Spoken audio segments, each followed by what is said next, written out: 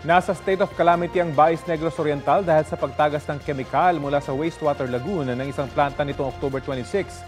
Ayon kay Baez City Mayor Luigi Con, mahigit 2,000 residente ang apektado ng kabuhayan. Gagamitan daw nila ng Quick Response Fund para mamahagi ng pagkain sa mga apektado. Ayon sa Department of Environment and Natural Resources, 13 coastal barangay sa Tanyon Strait, Protected Seascape ang apektado ng wastewater spill. Patuloy ang kanilang pagsusuri sa lawak ng pinsala roon.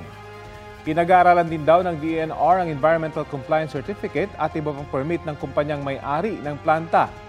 Sa pahayag ng Universal Robina Corporation sa Philippine Stock Exchange, sinabi nito ngayong araw na nakatakdang matapos ang pagsasaayos at pagpapatibay sa nasira nitong lagoon.